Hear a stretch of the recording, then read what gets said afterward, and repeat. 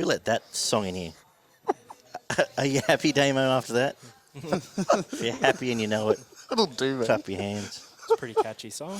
Oh, shit. Good evening, everybody. It is Footy and Frothies, the season preview top-up show. So we've got in our other couple of regular guests, Ollie from Rugby League, in my opinion. Oliver, how are you?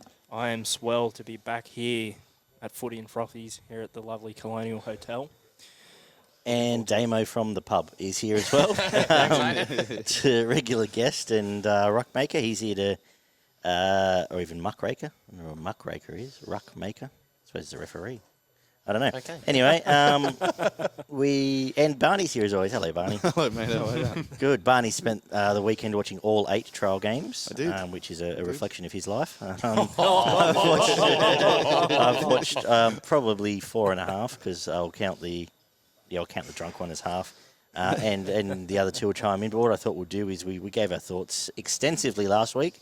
And just after the trial games, we'll just, I guess, update them and see what we might have found out from each game, how that might affect the season ahead, as well as we go through each team or each game. You boys can jump in with your thoughts on how the teams will progress throughout the season, as the 4 of us did last Wednesday, or Friday even. Some news to get through first. There's been a couple of weeks of news. Mitch Moses has extended his contract through to another 2023, I believe. They believe he's the halfback to guide them to the premiership. Damo, any thoughts? Whoever's doing that are drunk. Seriously, he's not the person for us. Not the 7 for us anyway. I'm sorry, but no, I can't deal with that.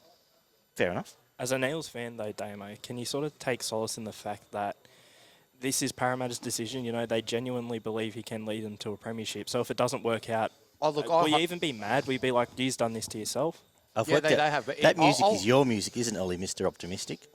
It's actually Ollie the Oracle. Ollie the Oracle. The Oracle's It is contractually obliged that on all these shows now we have to call him Ollie the Oracle.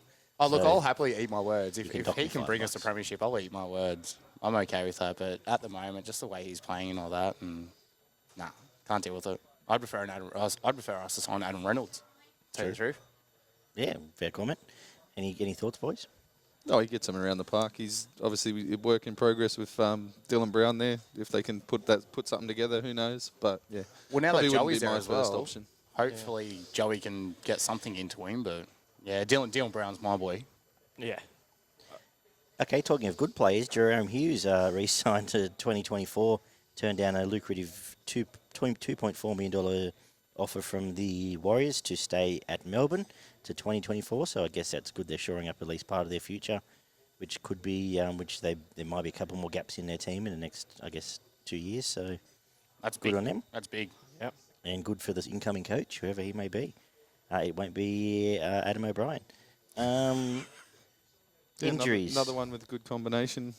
Munster and Hughes obviously came to fruition at the back end of last year. Could be anything if they stick together for a couple of years. Well, we'll get Especially to that. Pepper But out the back. they didn't look too shabby on the weekend. Injury news out of the trials. Harry Grant is probably the big one. Yep. For 5 to 6 weeks with his ankle, medial, sorry. Yep. So plenty of super coaches have been thrown into disarray there, or not. Was or that might be you happy straight he's off off the the bat? table. No, but Has the Reaper called it already? but no. Oh. But He's I'm got actually. a couple, but not Harry. But I've gone straight out and picked up Brandon Smith though. Okay, fair I'll enough. say that for the. at So least he's the injured first for one. the next half of the season then? 5 After round weeks. 1. Yeah. Well, Like free Brandon up a bit Smith. of cash for some players. For Whoever some you Super say Coach we stay players. clear off the Well, the Super thing is, with Coach, what you're saying. him and McGuinness off the table to start with, at least it clears a little of your headspace, which I fell deep into over the weekend. Jared Croker has been cleared to return to training this week, so on target for, I'm guessing, He I won't think play they said round one. round Couple of one, rounds 2 or in. 3. I don't reckon he'll play round 1. Wade Egan to miss round 1 with an elbow injury. Kotrick and Josh Dugan both failed to finish there, something different for Dugan. But apparently a fine. Copley from the Broncos, 6 weeks. Okay. I don't know if you would have made an impact in that 17 anyway to start with. Well, that shores up Opacek's position, doesn't it? Opacek's a para. Oh, sorry, that's right. He's going to Parramatta, hasn't he? From the Where Where do Cowboys. they bring Yeah. him now? Herbie's You're a few seasons behind, injured. bro. It would be, I think Mead starts on the Get wing. him, Oracle. And Yeah. Tessie New probably gets a starting spot one or another. We'll have a look Yeah, at it it looks soon. like it. Royce Hunt, apparently he's a good chance of round 1 now for the Yeah, Sharks. so's Talakai apparently, from Yeah. I heard on the commentary, which is a bonus. So that all Talakai's sounds a good. Katoa's got a fractured eye socket. Not sure about what that means for him just yet. And a couple other minor ones. Edric Leahy looks like he'll miss week 1. And Sorensen did a hamstring in the para game, but won't miss any time. Okay. So There. Egan was better news than what it was expected when they Yeah. talking about a broken wrist and out for a while. But Yeah, so they're okay. saying it could be, better than expected, essentially, from what my research entailed. Ollie, any other major news stories in your opinion? Any other major news stories, in my opinion? Look, there's a little bit going on at Newcastle. I guess they have just re-signed Adam O'Brien, obviously. Apparently, Mitchell Pearce is set to agree, or he has agreed to extend with the club for 1 year on a reduced deal, and Bradman Best has apparently agreed to re-sign with Newcastle till the end of 2024. That's a big signing. And the transfer deadline has been pushed back to 1st of August. Any thoughts? I don't really have a lot to say on what's been said in the media, I guess. But Yuck. I can't wait to find out who Cam Smith's playing for Oh, on July here we 31st. yeah, just in time Titans. just in time for the Origin period, actually. No, that's the No, end of well, Origin that's the period. end. yeah, Well, let's he'll play, that's long gone. Yeah. let's teams probably deal with a few injuries coming in and around the Origin time. But other than that, I'm not sure it makes a huge difference. What it's probably good for is really red-hot New South Wales Cup players. Yeah, Queensland Cup If players. you have a real big first 3 months of New South Wales Cup and some teams start falling off by the wayside, you might get out of the blue a bit of a phone call. So yeah, That something, call up into the 30, isn't it? yeah, yeah, something like Newcastle last year where you've lost 4 hookers and you can go and find one somewhere. I believe. Usually on the corner. Well, where it would have, Great Western especially Highway. Newcastle. Well, like we were saying off air, like potentially someone like a Josh Reynolds last year might have got picked up elsewhere, even by the Bulldogs by that time, to go and play in years gone by. Someone like Robbie Farrow on the outer might have gone and found a hooking spot somewhere else, at least for a few games. 6 so, games, 150 grand for 6 games or whatever for these boys, yeah. So interesting times there. And just a couple of quick plugs before we get into our wrap. PCTC Sports Tipping Comp. Check them out on Facebook. We're endorsing them as our tipping comp for the year, $50 buy-in, or there is a free option. They run it through ESPN Tips. Join up to that Facebook page, and they'll be in touch to let you know the details. Fantastic, well-run competition. I believe at the moment there is just on a $2,000 prize pool, last I heard, which is good. 2 might be anyway. It's either There's about 22 players, I think. yeah, so it's about 1,100. 1,100, prize and then pool, there's mate. some freebies and whatever else. And our Super Coach is full, but if you've got any Super Coach leagues that are looking for players and need plugging, write in and we can give them a plug. A good friend of the show, Dicko's got a comp floating around, which I'll post the numbers up if we hear back from him. Beyond that, boys, very quickly, quick thoughts before we jump into game by game and do your team thoughts. Season 2021, how's it all looking? The rule changes, how have you two found it all? Mate, the rule changes, you got to be fitter this year. Especially with that no scrum rule now. So when the player goes out or the ball goes out, the boys have got to be a lot fitter now. So that I think that could hurt a lot of teams and can benefit a lot of teams as well, depending how their pre-season's been, obviously. And yeah. Yeah, well, that's the big thing, right? Fitness. That's pretty much it. I know that you can agree or disagree with some of these rule changes, whether they're necessary or not, but that's going to be the big impact of the fitness of the players, which I think we've obviously seen, like, going throughout the decades, players are getting fitter and fitter, and they're athletes now, right? So I think that trend's just going to continue, really, regardless. The thing I was going to ask is, more so because I was reading about Bradman Best, and he's always spooked as this 110 kilo beast and blah blah blah. With the speed of the game now, is it starting to become a detriment late in the game? Like, will we see back rowers actually slim down and be trying to change body shape? We went through a phase where everyone changed their body shape one way. Could we see it? Everyone trying to drop 5 or 8 kilos and just be slimmer and try to get through 80 minutes in reasonable cardio condition, or is that am I thinking too much about that? Well, I think your 14 will come more into play now. So your utility on a bench now, I think your 14 is going to come into play massively, especially in the last 25, 30 minutes of a second half and all that, with the fitness that's involved. And if some of these boys aren't losing the weight that they're meant to, or their fitness isn't up to scratch, these 14 players are utility players. They can come in and just run riot. Yeah. Ollie? Yeah, and with those 14 players, right, you're not necessarily looking at your traditional sort of hooker to come on with 20 minutes to go and replace your hooker, because there are more 80-minute hookers now. You're going to need someone with a bit of versatility, maybe someone who can play in the forwards and at hooker, or maybe someone who could really chip in the halves if need be. Yeah, that's what the 14 roles really become for me. It's not just your out-and-out hooker now who's going to come in with 20 minutes to go. It is someone who can play a variety of positions. Well, you know what? Craig Wing. Imagine Craig Wing playing these days. Well, he'd be the potential best premiership favourites. Souths have Benji Marshall on the bench. If he plays 25 minutes at around halves in the last 10 minutes, he can play 6, 7. He played hooker for us. He can play fullback if you really need him to be.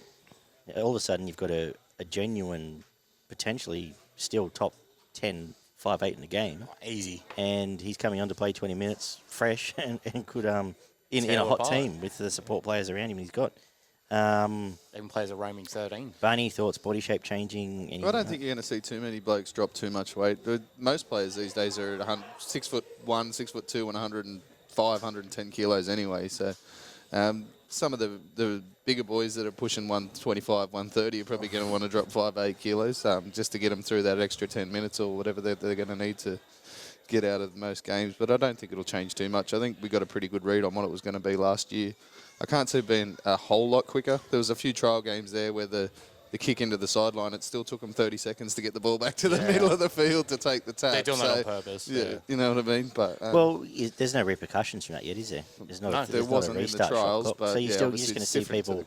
But do you reckon there could almost be gentlemen agreements where they'll just all walk into the the last couple of minutes, mate. If both unless teams they're are down pretty by much 6, spent, but you know what I mean? They're probably going to muck around a little bit, but excellent. So I guess that covers off all the business side of it. A couple of thanks everyone who gave us pretty good feedback about the preview show. Very good numbers and lots of people wrote in to say thanks and that sort of thing. I got to mention Action Bailey decided to give me a spray about my Mansell thoughts. Well, he thinks that Penrith have done well to move him on, and well, that's fine. I don't, if that's what you think, you're welcome to your opinion. I honestly know he's good. My point was he's a very good workhorse and an experienced body, and I didn't think he let Penrith down. So Penrith's going to lose that experience later. The proof's going to be found. The proof will be in the pudding with Charlie Staines in the next month or so, I guess. Shall we get into the trial games? Roosters 26, Canberra 20 kicked us off for the weekend. Barney, any thoughts from the game before I throw out some interesting questions? Or should we do their thoughts on the teams first? What makes more sense, Barney? Are we going to do stats through the trials, and we're going to try and get into the kicker things, or? I ended up going through and doing them all because every week I'm going to go through and break down the stats for every game. Yeah. No, but I'm saying, do you want to do their thoughts on the clubs? We'll do the stats and then we'll go in. The boys can have a chat and the stats might jog a bit of conversation. So 27 out of 33 sets for the Raiders and 30 out of 39 sets for the Roosters. 6 line breaks to the Raiders and 5 to the Roosters. 31 tackle busts for the Raiders and 28 for the Roosters. 9 offloads to 15, both forced a drop out each. There was 140-20 for the Raiders, 287 tackles made by the Raiders to 295 by the Roosters. There was 6 ruck infringements by the Raiders where they did try to slow the ruck down a bit there at one point, and the Roosters had 3. 5 penalties conceded each, 7 errors for the Raiders and 8 for the Roosters. This, for me, was probably the most NRL-like game out of the entire trials. Soliola made 24 tackles, Friend 33, Clockstad made 104 metres, and Crichton made 189. I might go. All right, I'm going to override you. We'll get their club thoughts, and then we'll talk about the game. Done. Just so I can throw little posies out as I do. Your thoughts, firstly, on East Boys. Damo, you can go first this season. I don't think they'll be top 4. Okay. I think they'll be in the 8, whether it be 5 or 6, but I don't think they'll be top 4 this year. And I think that's only purely based on their halfback. And I think they should have kept Flanagan. I think he was a scapegoat from last year after everything that happened and all that. So, but they'll be there. It's the Roosters, let's be serious. They've still got Teddy. They've still got Kiri, Cordner, Hargraves, Friend. They've still got the players. But I think Canberra will be doing a little bit better. And, yeah, you missed your mouth there, mate. Glad we're recording this for posterity on camera. That's on the highlight. Ollie? Yeah, look, I have to agree with Damo here. I've got the Roosters 5th at the moment. I still think they can win the premiership. I mean, they literally won 2 in a row in 2018-19, and they're still, for the most part, the same side. I'm of the belief that as long as the Roosters have got Kiri and Tedesco in that side and a couple of good forwards like Tupanura and Takeaho, they're at least a top 8 side. They'll be in and around there. At the moment, for my premiership contenders, my top 5 are the premiership contenders. So I've still got them in there as a contender, but they're not my favourite, let's put it that way. And we'll ping pong back to you with the Raiders. Yeah. The Raiders, I'm tipping them to win the comp. Ooh. Big Okay. Any major talking points, or we'll just flow through it as we get into this? Oh, well, look, I think for this season it'll be much of the same names popping up in form. I think Williams will really step up. He had a good year in 2020, but I think he'll sort of rise to Whiten's level, especially towards the end of the season last year. Whiten was amazing. That's why he won the Dalian medal. So they'll rise to that level. And I can see him winning the comp, and I've tipping him to finish 2nd. I think Melbourne pip him there in the regular season, but yeah, I think they take out the premiership. Canberra? Yeah, Canberra will be there. I think Canberra will be top 3. Excellent. Well, let's get in the game itself, Barn. Let's start with the Easts. So, through the 2 games, I guess the exciting thing is they've got some talent. They do have some talent in the halves. Yeah. Young Walker looked pretty good. He's already looking for Angus Crichton every time he touches the ball. He's worked out. Lockie Lamb looked really good. Yeah. And played the majority in the halves. His kicking game was solid. Teddy was, again, very good. I thought Crichton was he outshone everybody in that trial game. He was everywhere, and every run he made was strong, tough. He like was I said, busting tackles. it was good to see. And Sam Walker just jerried early and was like, all right, I'm going to give you the ball and I'll be right here if you need me. And he's an outstanding prospect, man. He's a very exciting prospect. He's very quick. He's got good feet. Obviously, I've yet to see a lot of him, but in that trial game, I think he only played about 25, 30 minutes. I think he threw a good through ball and he threw a good long ball. A couple of nice line breaks, and he was very exciting. To the point, I got excited about Crichton to the point where I've now decided that I am going to pick and stick with him, Supercoach, because he just looked a class above. He was busting. And like I said last week, he's a try scorer as well. And he doesn't miss a lot of tackles, doesn't make a lot of mistakes. So that was exciting. So you boys just jump in with any questions, because as I said, Barney saw most of them, and you guys didn't have the time for a lot of the weekend. That Volkman last week looked like he's got something to offer as well. Yeah. In the trial last week. Tupanua, Takeaho, great as always. They're going to be even better for last year. They're going to, when we put it through the Supercoach spectrum, they're well worth looking at. It's pretty hard because obviously a lot of the teams only played their first grade team for half an hour, Yeah, probably that's 40 minutes. That's right. But you can get a bit of a gauge on how they're going.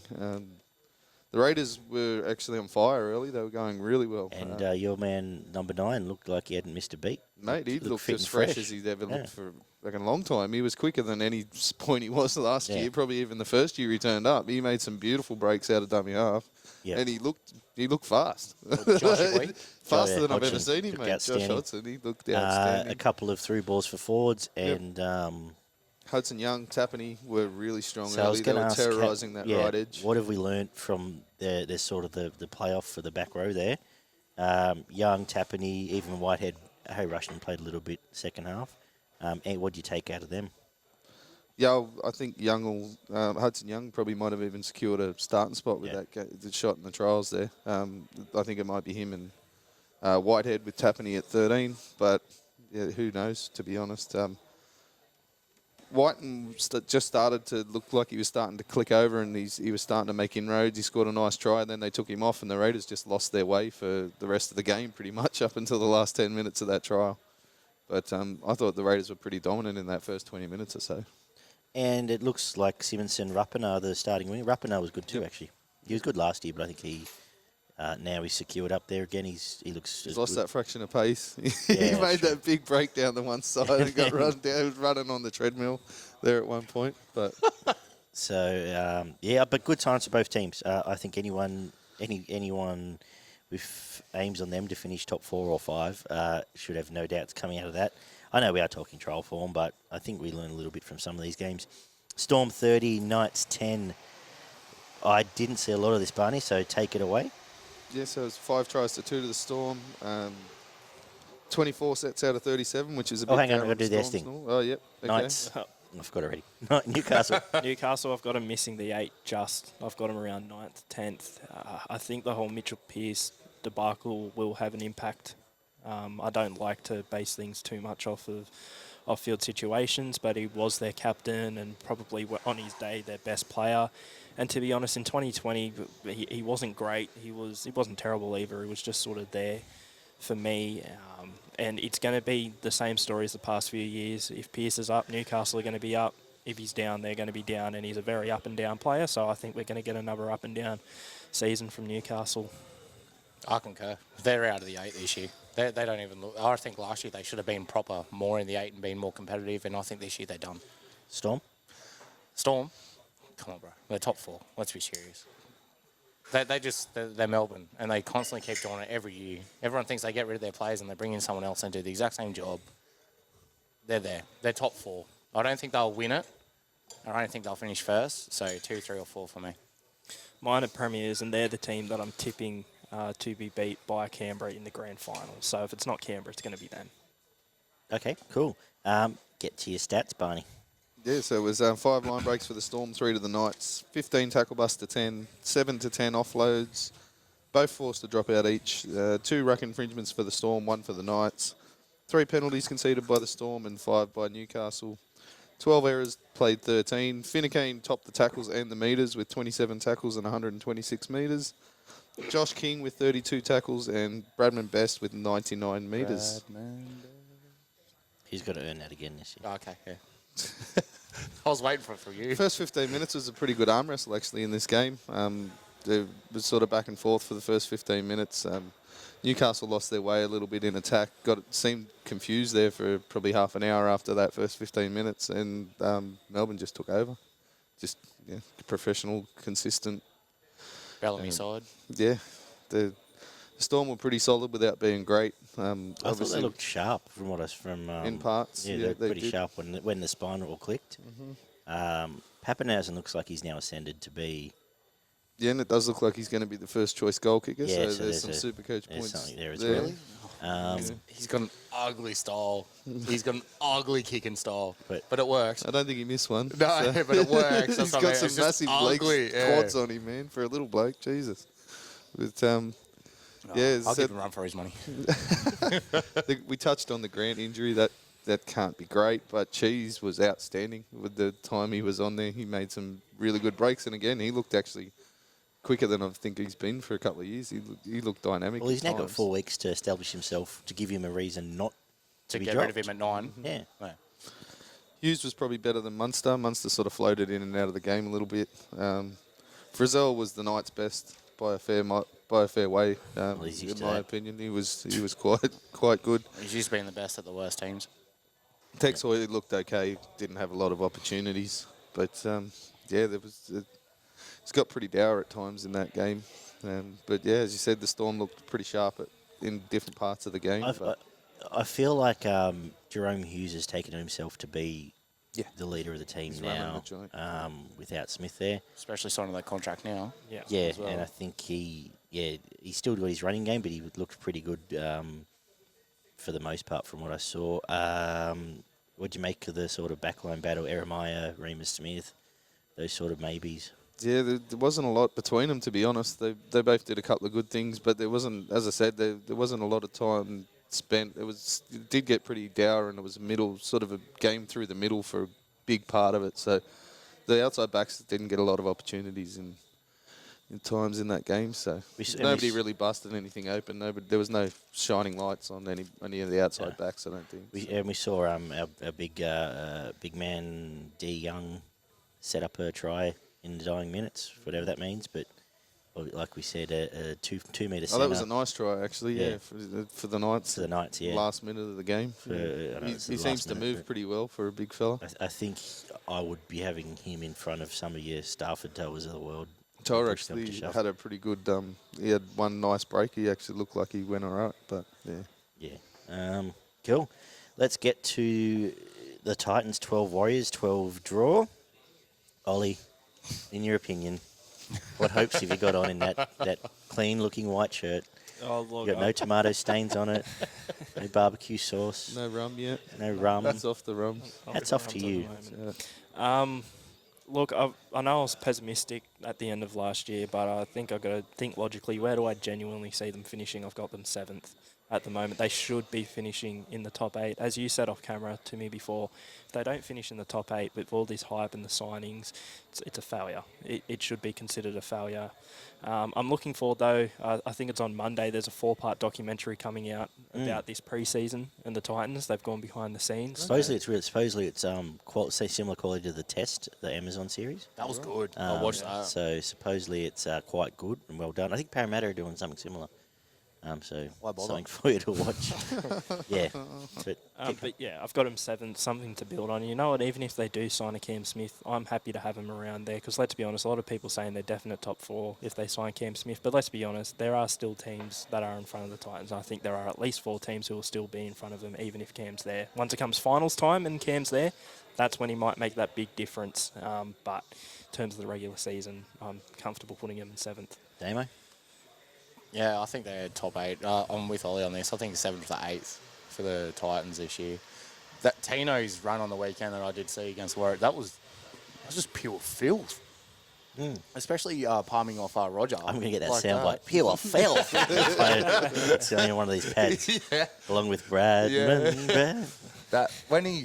Roger Tuivasa-Sheck is no slouch in defence. Like, he's a big boy, and the way Filthy Fool Masali. Oh, mate. It was That's his new nickname. But, yeah, I see him 7th or 8th. They'll be thereabouts, like, especially their run at the end of last year. I know the pressure was off, and they just went on a run, and they only finished, a couple of points out of the 8. So I think Titans will be there. Warriors? Well, I think, I'll put them at the 8th and 7 and 8 as well. Titans and Warriors, I think they're going to fight for the 7, 8 and all that, and I think they'll be in there. I've got him 8th as well. Yeah. I think Nathan Brown's a quality coach. I know his exit from Newcastle was ugly, but you can't deny what he did with that squad. Took him from arguably the worst team of the NRL era. Oh, yeah, smack not bang just at in the one bottom year. of the ladder. Yeah, 3 wooden spoons in a row, I think it was, and he took them to, not to the finals, but they ended up making the finals off the back of the signings that he made. So, yeah, I think he's got a similar impact at the Warriors. I know a lot of people are talking about Gus Gould. I think he'll really sort of be more behind the scenes, getting those juniors coming through for sort of that development, and the actual squad will be Nathan Brown's. I like their recruitment as well. It's not been amazing, but it's signing players in positions where you need players, right? It's that, and they got Blake, quality. Kane Evans as well. Like, they're decent signings, Even a Ben Murdoch-Masila, who, by all accounts, like in 2019, he got man of the match when Tonga beat Australia, if that's anything to go off. So they've got quality in the squad. And especially off the back of their run at the end of 2020 as well, Roger Tuivasa-Sheck is off to rugby union next year, and I think they'll want to send him off, and I think he'll still give it his all. It won't be one of those things where the player leaving ends up sort of sending the club into a bit of disarray and sort of ruins their season. I think it's actually a positive because they'll want to send him out. He'll step up. Yeah, he'll step up, and I think they make the 8. Cool.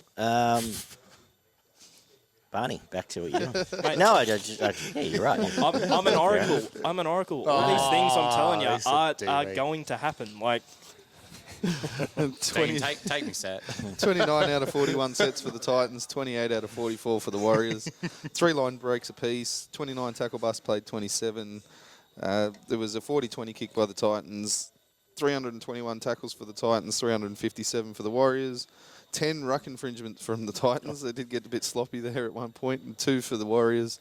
Three penalties apiece, 15 errors to the Titans, 21 to the Warriors. Rain made 31 tackles, Curran made 37, Wallace made 148 metres, and RTS made 192. Big takeaways. Start with the Titans, Barney. Go for your life. Yeah, okay. So Footy Walker was solid. Backing up, obviously, from last season, he pretty much started where he ended up at the end. Rain surprised me. Mitch Rain was actually, he was ducking and weaving and doing some nice things out of dummy half. Fogarty held his own. I've heard he's pretty good. Yeah. Here it is. It started. Oh, my Lord.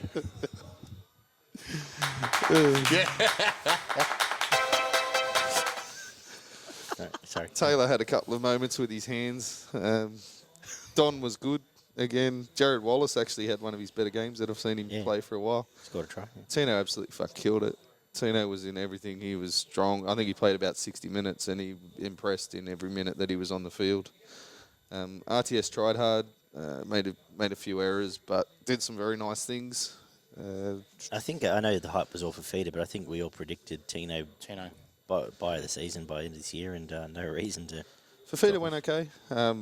It's sort of limited. His involvement was nowhere near as much as Tino's involvement in the game. Look, so. if play back row, if Fafita didn't get signed, played 13, yeah. If Fafita didn't get signed, Tino would be the biggest thing going to Gold Coast at the moment. Yeah, that's the I only thing.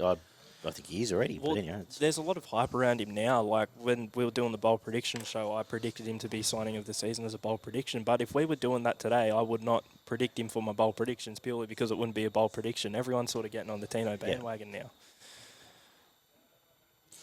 Yeah, Jack Murchie was pretty good. I thought he actually had a pretty strong game. Fanua Blake and Tohu Harris were a little underwhelming for me. Obviously, it's only a trial and they didn't play big minutes and all the rest of it, but they might have just needed the run. The Egan injury, I had question marks around that, but obviously it doesn't seem too bad. He might be back round 1, round 2. And I believe an issue on for because we spooked him for cheap Supercoach stuff. And I know we actually probably talk more about it than listeners probably want to hear, but it just sort of fits in. And we promise you through the season we do restrict it to the 5 minutes at the end. But Bailey Sheridan, I believe, played hooker. He did play hooker at some point. So there's potentially... Once Egan went off, played about 20 minutes at hooker. A cheap 300k back rower. I think he's been doing a lot of work there. Didn't set the world on fire, but obviously he did his work in the middle, made plenty of tackles and did all the rest of that. Leeson Armour was actually very strong. He actually impressed me a lot.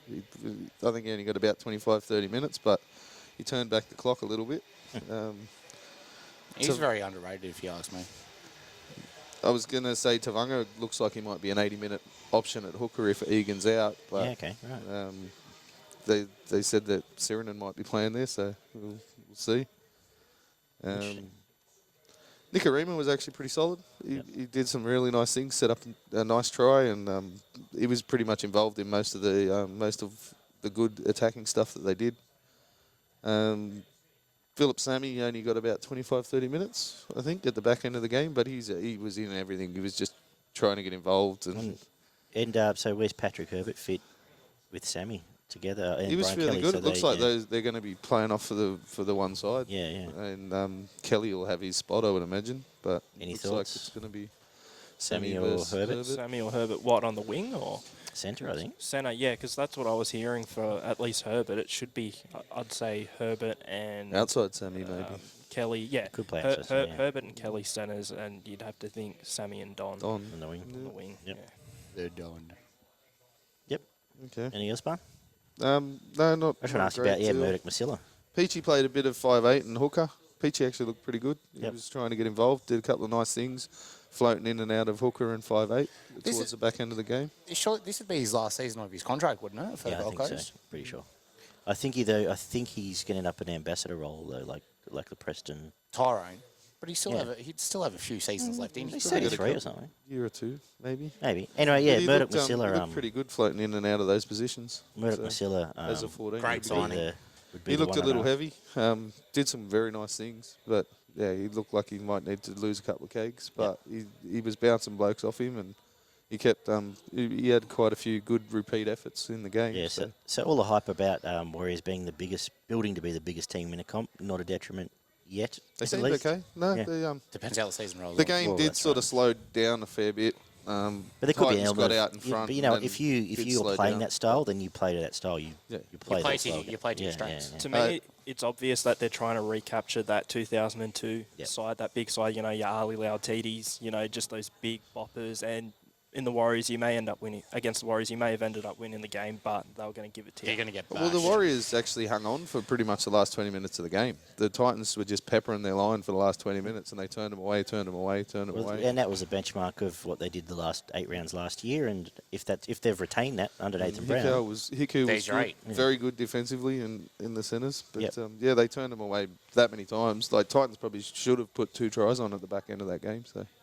Cool. And lastly, Fogarty. How was he?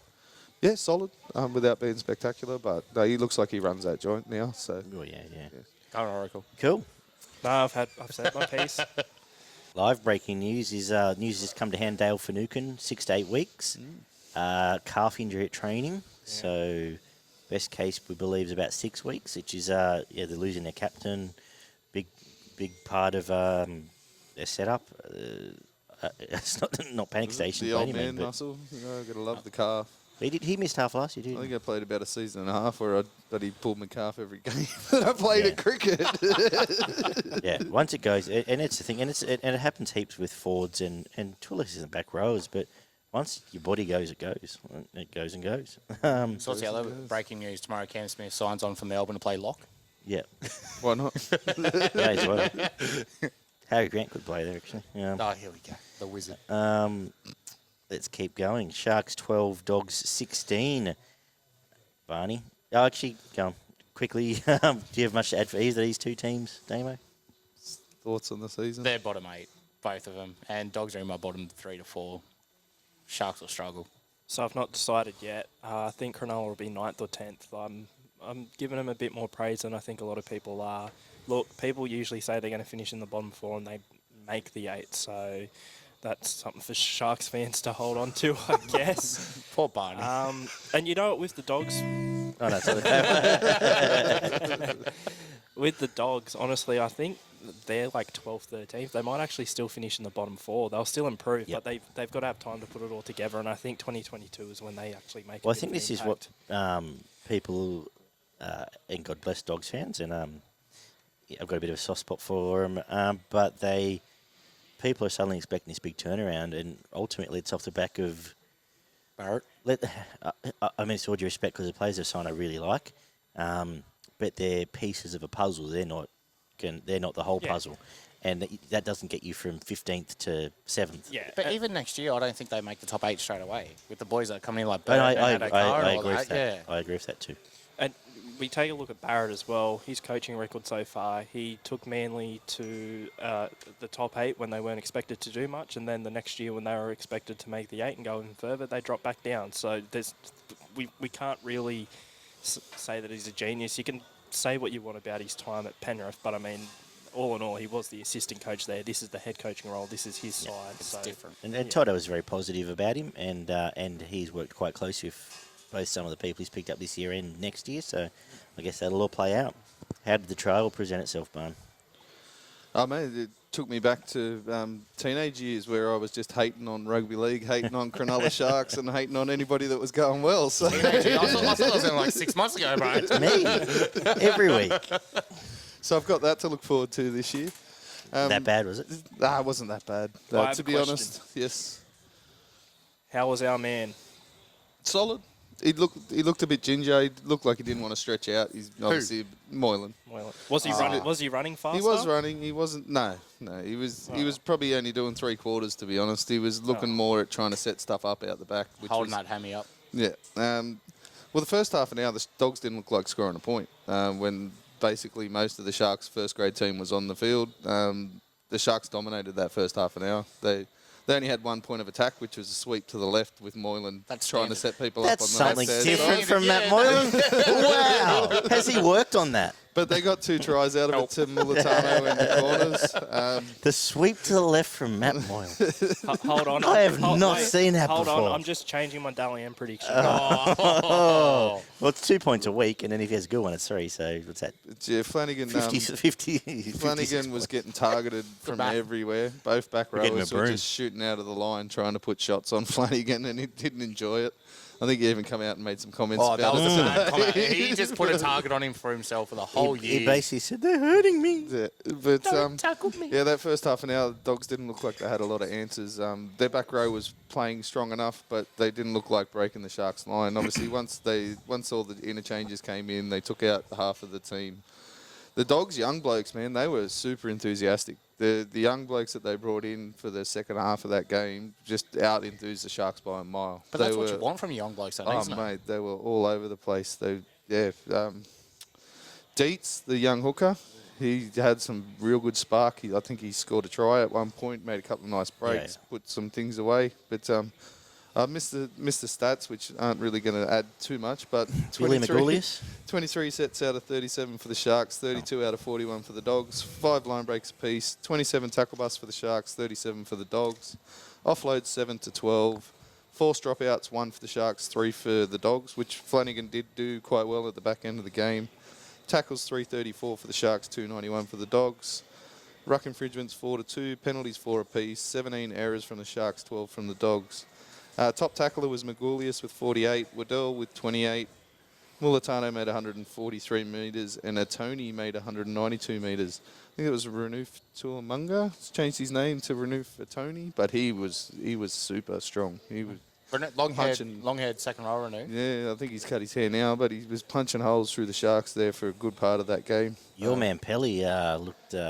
He had a big run, like but that was about it. He was blowing there for a bit. He took about 8 blokes with him, and then that was it. Yeah, he didn't get a lot of time, but yeah. As I said, the first half an hour they were going good through the left with Moylan, but the last 50 minutes they just fell apart. They're dropping balls everywhere. Middle defence fell to pieces. Caleb Milne had an absolute shocker. I think he got past the ball 3 times, dropped it 3 times, missed 2 tackles that led to direct tries. But a lot of the young blokes from the Sharks did play the game before and then backed up and played again in the second half of the game. They done the New South Wales Cup before that, did they? Yeah, they did. But yeah, the young Dogs lifted that intensity massive. Flanagan got better the longer the game went, but didn't seem to have a lot of connection with his outside. Katoa from the Dogs at dummy half actually looked pretty good at different points. Kotrick looked really good. I think you said he picked up an injury at the back end. Nigel went off, but he's fine.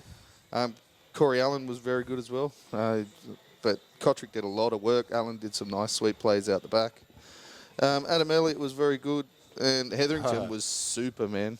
Hetherington was an absolute beast in that game. I think he played 50 to 60 minutes and he just did not stop. He was having 2 hit-ups every set. His problem is just do a controlled aggression. He was calm as, man. Do a controlled aggression. Calm as, and then he can be the biggest enforcer in the game. I mean, he was just, he was barreling into him time after time after time. He was really good. So, Matt Dury, did he play much?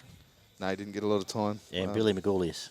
Magoulias was good. He made a few errors. He was better in defence than he was in attack, but the Sharks didn't throw a lot of tack through the middle. As I said, their only shape was out to the left. And do you think he ends up playing? Magoulias needs to play more. He's in my Super Does he play 13, you reckon? Or?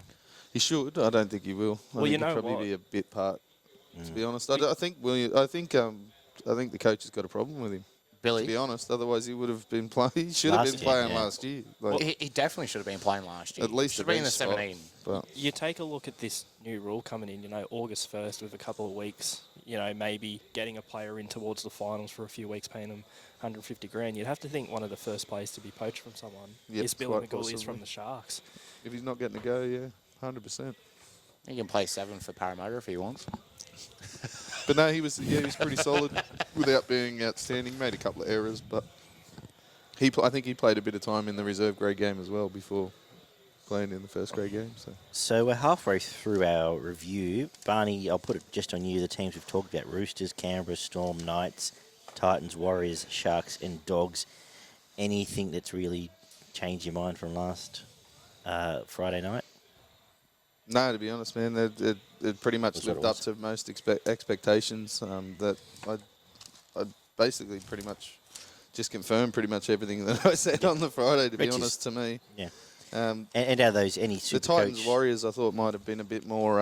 There might have been a bit more of attack, but it's a trial game, so. And any super coach changes you might have made based off what you saw, maybe on positional stuff? I still want to wait until team list Tuesday is a big thing. Very good. Going to make sure who's going to actually run out and play. Still waiting. But I've got a couple of injuries and a couple of issues there that I'm going to have to deal with, but we'll deal with that. But probably next Wednesday, if you go and have a look at the percentages of players owned in Supercoach, they're just going to change that much. It's not funny. Massively, dude. Yeah, well, I sort of had, like I said, my main change is I've swung around. Just I think Angus Crichton is almost a set and forget. He was super. Tupanua with no Cordner there, I've sort of come back to. And I've pushed Tino in the front row. The rest I'll talk about. And Hudson Young.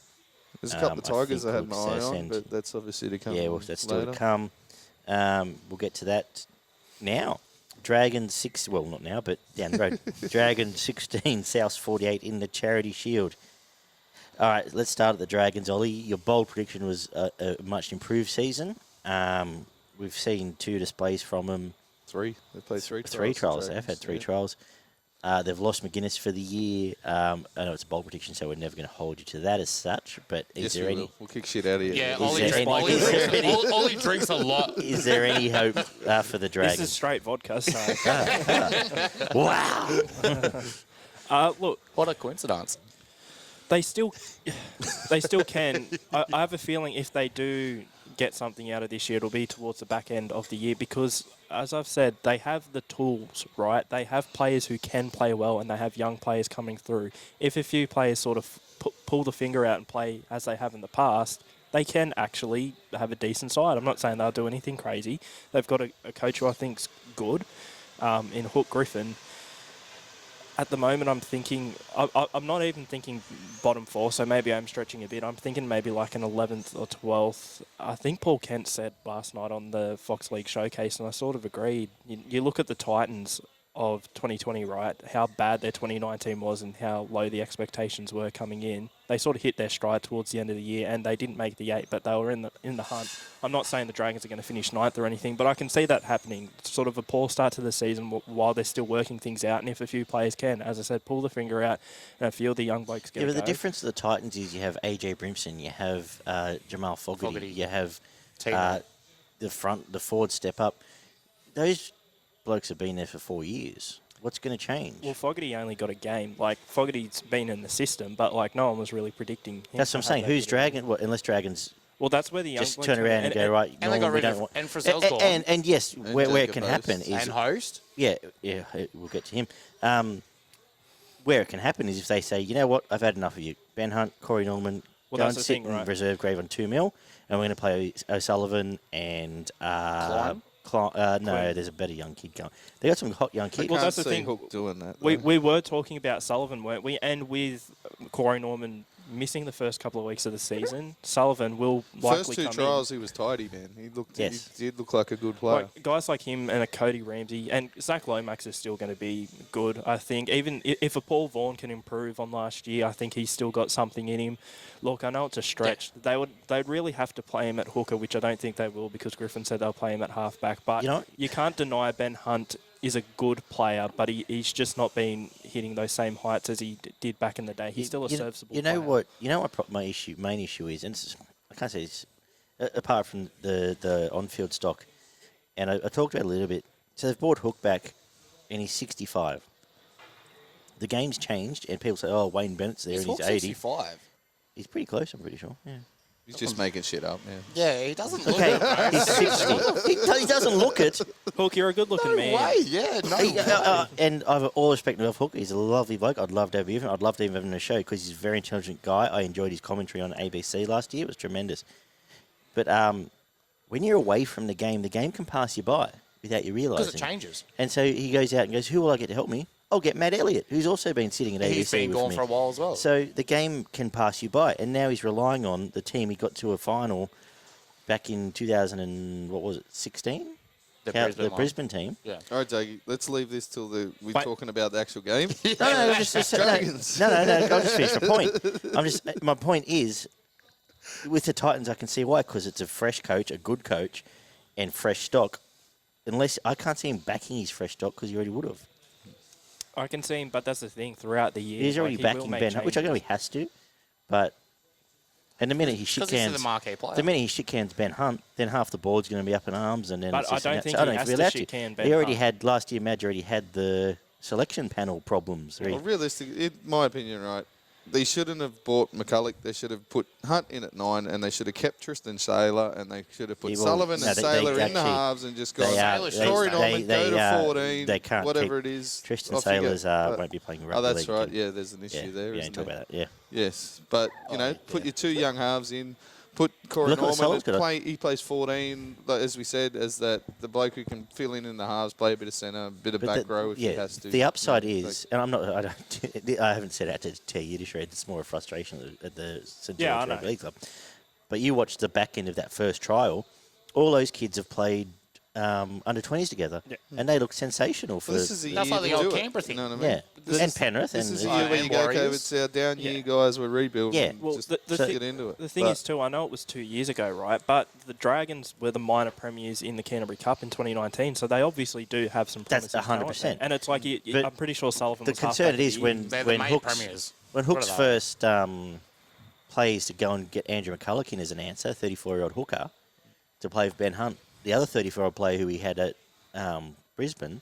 That's not. I should have stayed at hooker. Blood some young halves. Take a year on the chin and move on. Cop But it. Damo, thoughts on the Dragons? Sorry, really. Mate, bottom three at absolute best. Sorry. Your headsets don't work. So the other side, Bottom boys. three, man. Look, them and Cowboys to me are bottom two. South. Okay. All right, South Stamer. The Rabbitohs. South, oh mate, top four, if not top three, and they'll go very, very close to winning it this year. Obviously without injuries and all that, Yep. especially Cody Walker, the way he's playing at the moment. Mate, what did he do? A 7-minute hat trick the other day. Like, come on. And Latrell's looking good now at fullback. He's finally got fitness back. They're good guns. And I think, as we were saying about Penrith before, Mansell's a great pickup for Rabbitohs, if you ask me.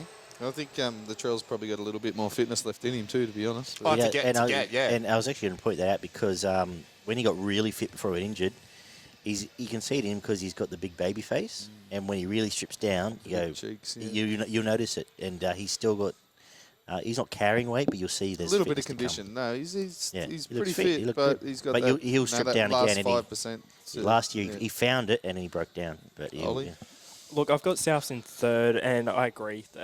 Everyone's really hyping up South Sydney, so to be a bit different, I guess what concerns me with South Sydney is that Adam Reynolds last year was a bit off for a lot of the year, and I think we addressed that. He did come good towards the end of the year. Same with Cody Walker. I think he was the initial first pop 8 player, or 10 games. which I absolutely. Yeah. Cody Walker is the definition of a confidence player, right? You look at 2019, was the best player in the comp up until that first Origin game, had a bad Origin game, and then it affected his club football, and he never really came back the rest of the year. The first half of 2020 was relatively quiet. He'd pop up here and there, but then it was that Indigenous round against the Dragons where he really got going and then kicked on for the rest of the year.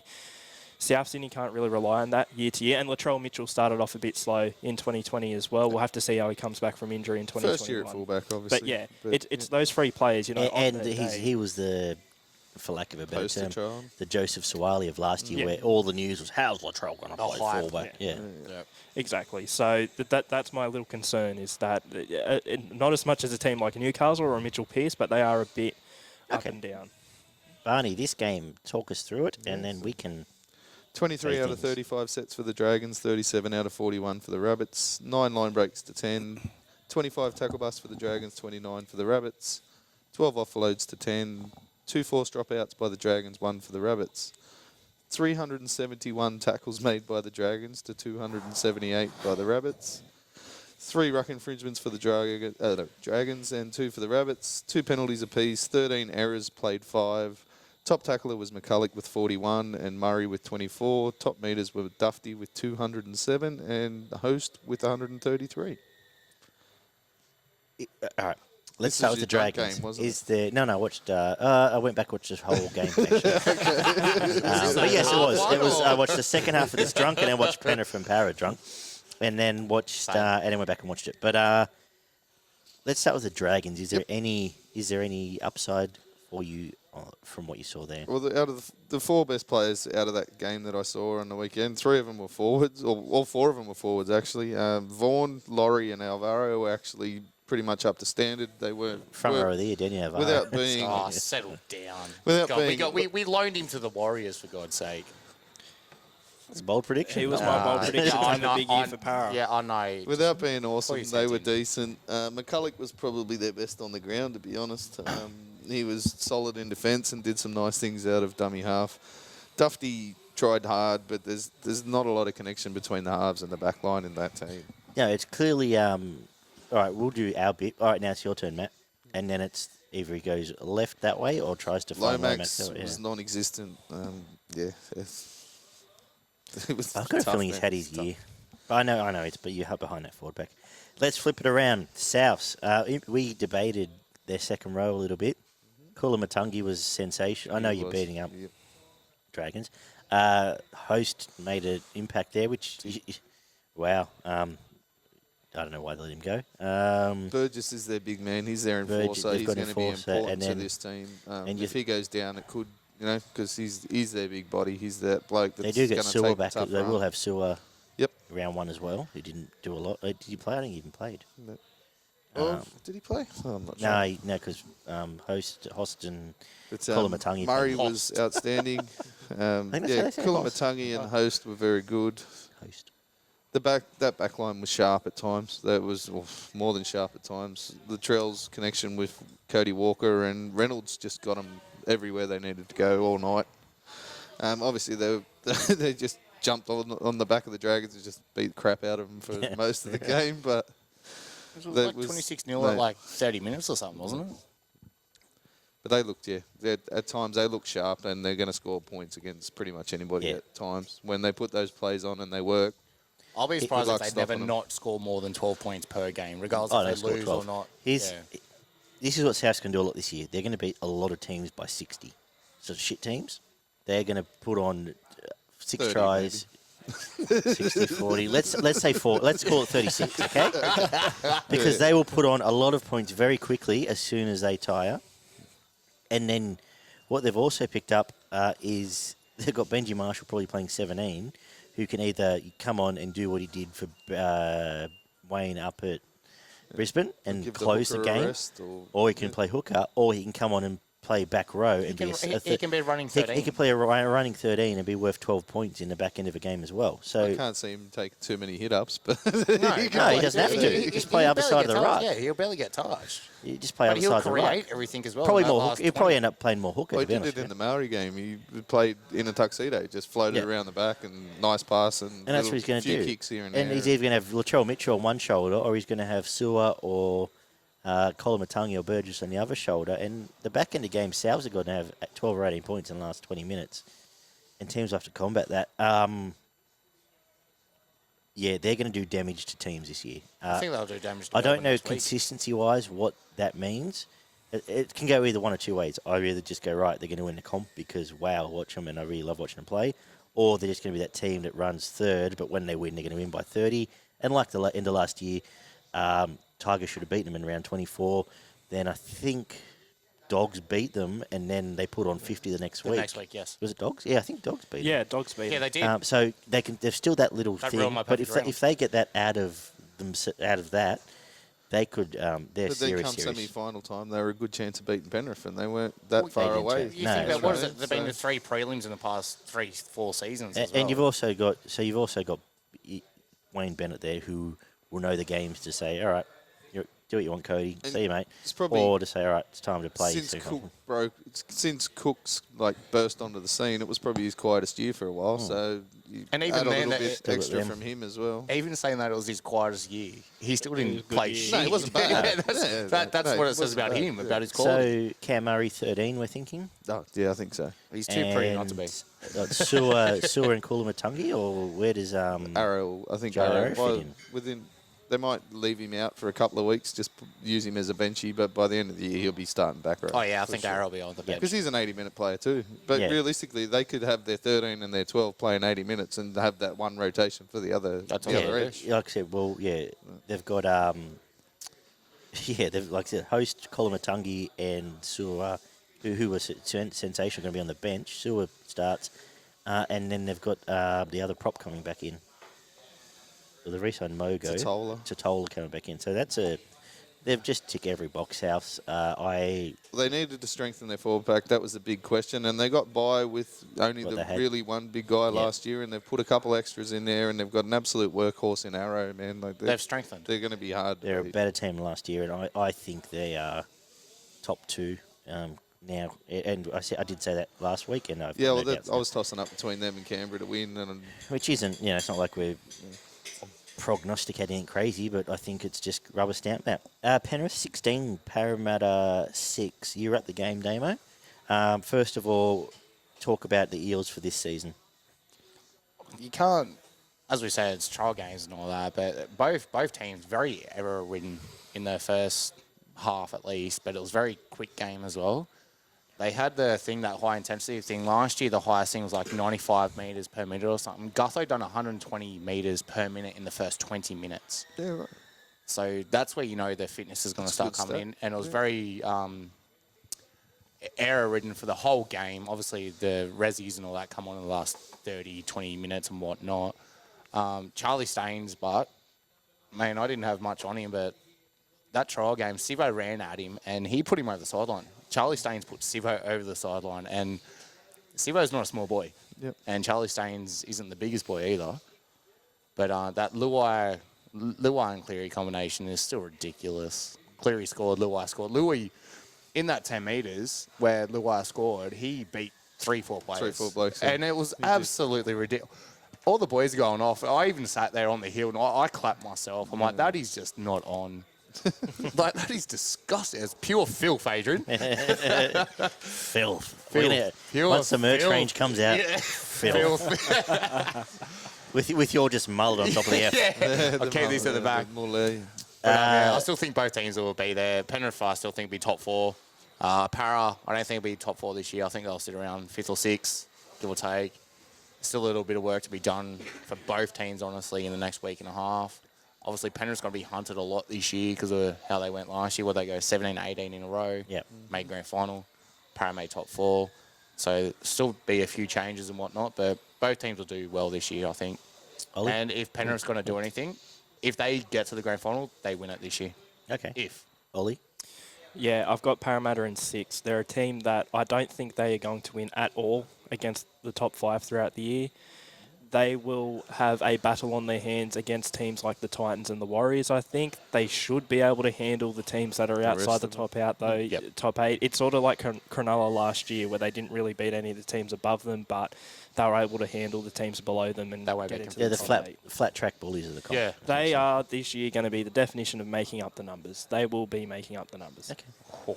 And that doesn't bode well for the future right now, does it, really? Because that's what they'll be doing till... Well, we just signed Mitchell for the Moses next again 4 as well. years. And we'll think about, we haven't won a semi-final game since, 2009 or something? And Yeah. we've been in the top 4 you twice. beat Brisbane 58-0. Oh, sorry, 1. Penrith? And we played 6, Para. And Sorry, yeah. Ollie's Sorry, keep pick going. in No, keep your rank going. Penrith. Go on, Get go on. cranky, Davo. Oh, no. Come on, son. Get rid of Mitchell Moses. Buy Aaron Reynolds. I'm done. Penrith, I have 4th. I agree with most people that they will drop off. I don't think the drop-off will be as big because they've still got pretty much that side that won 17 in a row. They have lost a couple of players. Yes, they have lost Zane Tadavano, James Tamo, their captain, and Josh Mansell, but they have ready-made replacements. You talk about recruiting, right? People tend to focus on the players Penrith have lost. Penrith have done really well in the market to bring in depth. NRL experience depth. You've got the likes of Eisenhuth coming in. If Charlie Staines does end up getting injured or not playing to the level where people are expecting him to, Robert Jennings is an NRL tenured winger who had a really good season at Souths a couple of years ago, I believe, like really good. Yep. So he's a handy replacement to bring in. So, yeah, I think they've recruited well. Sorensen as well. I know he's got injured in that trial. But, yeah, and I agree with Damo. See, I'm not tipping Penrith to make the grand final. But if they did, you'd have to tip them to win it. If they were able to go that one step further, win one to lose one, I don't really think that's true. But if a team can get to the grand final after losing it the year before, you probably tip them to win. Barney, what did the stats tell us? Oracle has spoken. We'll get into a little bit of discussion of this. Yeah? 33 out of 44 sets for Penrith, 29 out of 39 for Parramatta, 5 line breaks for Penrith, 1 for Parramatta, 26 tackle busts to 29, 8 offloads to 11. Both forced 2 dropouts each. Nice 40-20 from Penrith. 367 tackles, played 393.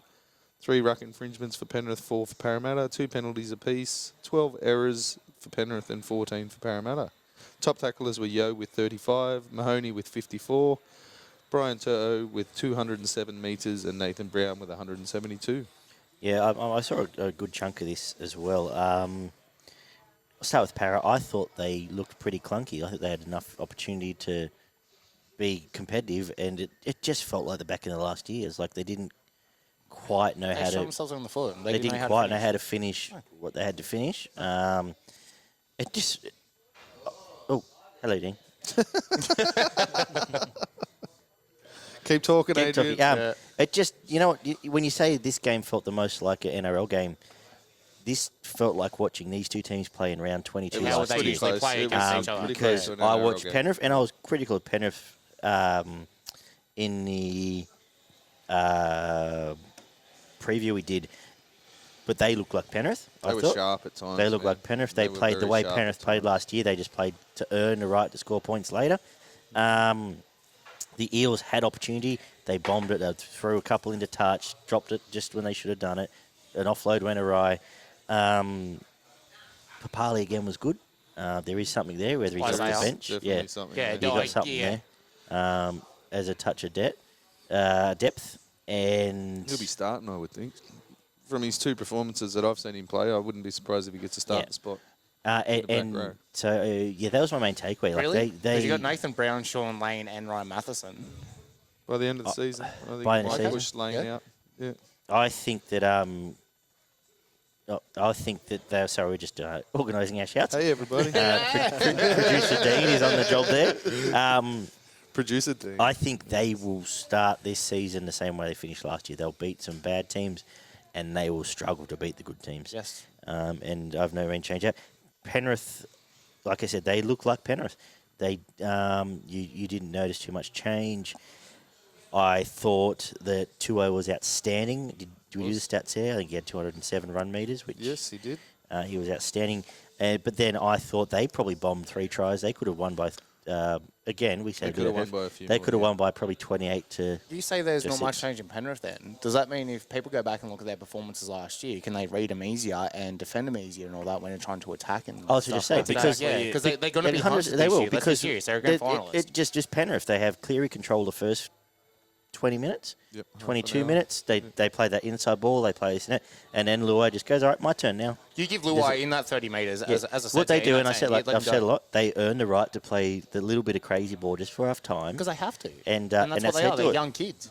But I guess ultimately to my point is they are the same Penrith, more or less. We'll see it week in, week out, that we saw go out last year. Like I said, they could have won by more. And then defensively, the only tiny thing is, that's a tiny thing because he played so well last year, there was a little bit of the old Dylan Edwards yips. There was a couple. He did drop a couple of bombs. And he was good at last year, but we all know 2 years ago he couldn't catch a cold. So interesting to see for him to have his almost second-year syndrome from his breakout year. As you said, Tua was outstanding. Yeah, also, now your turn, buddy. Cleary, Coruscant, and Yo were absolutely outstanding as well. They were the 4 best players for Penrith. As I said, Penrith looked really slick at times. There was some times there where they just marched down the field. Nice quick ball straight across the back line, and they'd make 30 metres in one play. Eisenhuth, Linu, and Kikau were, probably a little bit better than average. Leota actually stood out as well. With questions around Kiko did what Charmel. Kiko does now. He has his 3 big runs, and then he has his... He was good. He kept his head on though. He was didn't make any mistakes, and That's right. And you got that big beast running at you. It's not hard to handle. Leota looked like he stood up a little bit, took a bit of extra pressure there, and in that front row. As I said, they look really slick at times. Mahoney and Papali were probably the best for Papali'i, whatever you want to call it. Yeah. Also, he was calling Papali, Papali'i. Papalili. It's the I with the apostrophe. Yeah, So, Papai. they were probably Parramatta's best on ground of the night. Paulo and Brown were both very good. Did what they do every week. Big run meters. Good attacking stats. But as you said, Parramatta lost their way. They was very confused in attack at times. I was actually kind of impressed with Opachak as well. Yeah. Coming straight in as well. So I don't. He was good. He was good. Yeah, I don't mind that signing at the I was moment. going to say Lane and Opachak both actually look good and look like promising signs for the season. So. And if going back to Penrith real quick, if Penrith's going to have a big Thank you, season, Mitch. Fisher Harris has already come out and said himself he wants to do this. That he's owned up. He wants to have a big year. And I think if they'll run off the back of him, Fisher Harris. Yeah, at and he Penrith. probably went without. He's just gotten better I didn't and even better notice each him year. because I just expected out of him now. You know what I mean? Like, And everyone I didn't does. even mention that he was good, but he was very good, and Because that's what Fisher Harris does. So just turns up and does that hard work. So Yeah, I think if you're a Penrith fan, and even for me, I was impressed enough to think they're probably worthy of being top 4. Yeah, they are. The attack broke down a little bit from both teams at times. Parramatta are a lot more than Penrith. Both teams will get better. I just, like I said, it felt like last year again, and I think it was one of the stronger games. You can draw. It felt more like an actual NRL game than a 12 game. And you can at least for 50, and you can 60 draw minutes. the same lines you would draw if they had a full season ahead of them. Yes. Would I then go and back the Titans to beat them, to beat Para next week? Yes, I would. You put it that way, based off that performance. Because I think we're just saying because that's what would have happened at the back in round 26 last year. Definitely, yeah. I think there's I don't know if it's a dick waving thing or whatever it is. There's a thing about Moses BDE, having to mate. be in control. Brown had that period where he was in control. Now no one's in control because who's in control?